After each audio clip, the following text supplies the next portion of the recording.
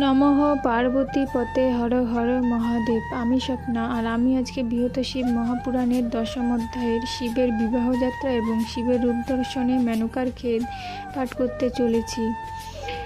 এই শ্লোকটির আজকে 7ম পাঠ থেকে পাঠ করব। তো তোমরা সকলে চলে এসো শিব পুরাণের মধুর বাণী শ্রবণ করতে। আজকের শ্লোকটি হলো হিরণ্যবাহবে তুভুবম শীতি কণ্ঠায়তে নমঃ, ব্যাপকায় নমস্তভ্যম ব্যাপরূপায়তে নমঃ। শ্লোকটির অনুবাদ হলো, নারদ কহেন, এইজন বৃহস্পতি সবার পশ্চাতে আসিছেন পশুপতি। তখন মেনকা চিন্তা করে মনে মনে, জগতের যাহা সার দেখুনু নয়নে। বৃহস্পতি হতে শ্রেষ্ঠ যদি মহেশ্বর, তাহলে তাহার রূপ কেমন সুন্দর। এমন সময় শিব নিজগণ শনে সেই স্থানে চলিলেন বিষ আরোহণে। মেনকাকে কহিলেন নারদ তখন, ইনি সাক্ষাৎ শিব করহ দর্শন। নারদের বচনে মেনকা হর্ষান্বিতা, নিরীক্ষণ করিলেন কোথায় জামাতা। সঙ্গেতে প্রমোদগণ হইল সমাগত, ভূত প্রেত পিশাচাদি আসিল বহুত।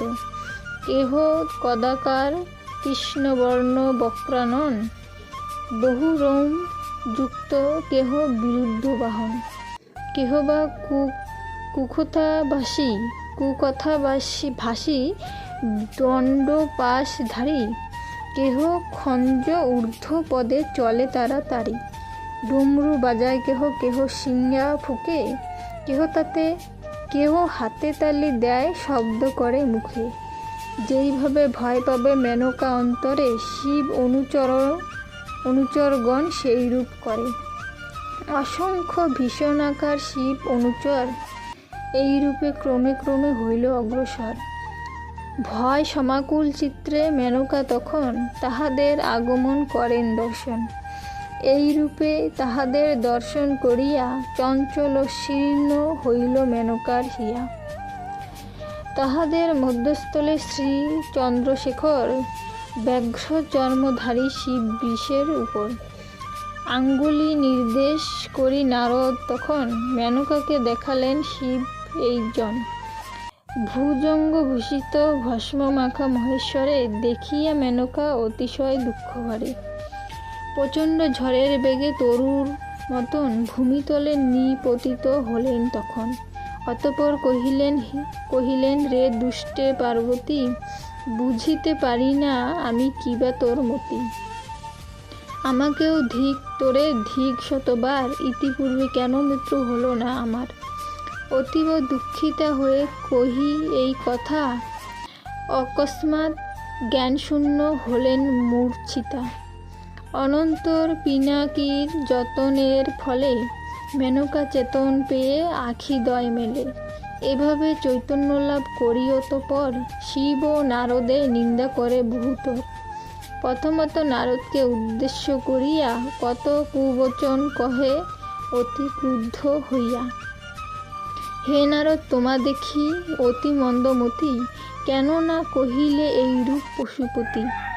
তুমি কহিলে পূর্বে দেব মহেশ্বর, তপস্যায় লভ্য হবে পার্বতীর বর। কঠোর তপস্যা করি তাই উমা সতী, পাইল যে এমন কুরূপ পশুপতি।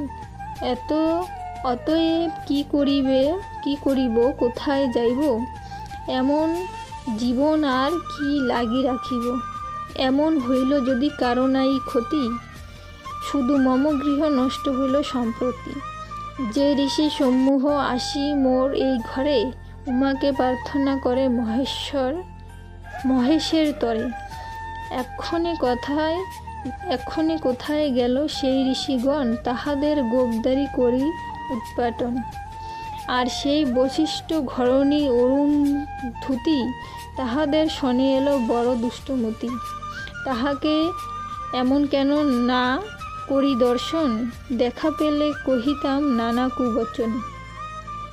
বুঝি তাহাদের দোষী করি আমি ভুল, আমার কন্যাই এই সকলের মূল। সেই দুষ্টা অন্য দেবে করি পরিত্যাগ, এই দিগম্বর প্রতি কইল অনুরাগ। সুবর্ণ তেজিয়া কাজ গ্রহণ করিল, চন্দন ফেলিয়া পাত্রে করদম লেপিল। হংস উড়াইয়া দিয়া হস্তে কাক ধরে, গঙ্গাজল তেজি কূপজল পান করে। গঙ্গাজল তেজি কূপজল পান করে। সূর্যে পরিত্যাগ করি জোনাকিকে চায়, তণ্ডুল তেজিয়া শুধুমাত্র তুষ খায়। ঋরি তৈল পান করে ঘিতে ত্যাগ করি, শৃগালের সেবা করে সিংহ বরে ছাড়ি। অজ্ঞাতবশত যজ্ঞভস্ম ত্যাগ করি, চিতাভস্ম লেপন করে হর্ষ ভরি। সেইরূপ দেবগণে তেজিয়া পার্বতী, বরণ করিল সিংহাধারী পশুপতি। অতএব রে দুষ্টা পার্বতী তোকে ধিক, তোর বুদ্ধিকেও ধিক, চরিত্রেও ধিক, ধিক তোর দক্ষতায়, ধিক তোর কুলে। সকলেই তুচ্ছ তুই করিলি সমূলে। অদ্য এই গৃহখানি হোক দহন, এইক্ষণে মোর হোক মরণ।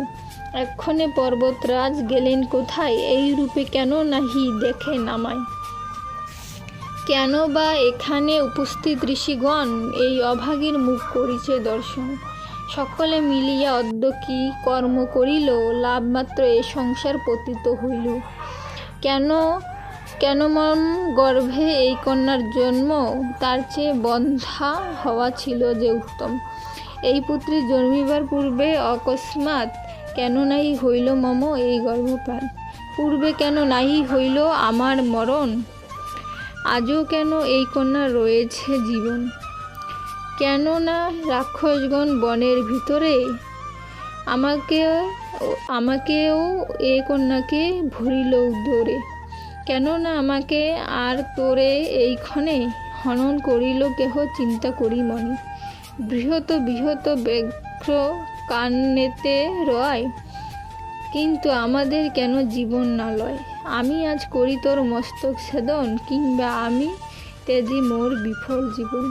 এক্ষণে করিব কিবা ভেবে নাহি পাই, কার উপদেশ লই কোন স্থানে যাই। এরূপ বিলাপ করি মেনকা তখন, ভূমিতলে পড়িলেন হয়ে অচেতন। ভক্তদাস রচে গীত শ্রী শিবপুরাণ, পাঠ বা শ্রবণে বৃদ্ধি পায় তত্ত্বজ্ঞান। জ্ঞান সংহিতার 10ম অধ্যায় শিবের বিবাহযাত্রা এবং শিবের রূপ দর্শনে মেনকার ক্ষেত কথন এখানেই সমাপ্ত হলো।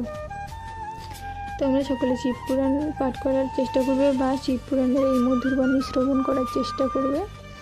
আর আজকে এখানেই সমাপ্ত করছি। সকলে ভালো থাকবেন। ধন্যবাদ।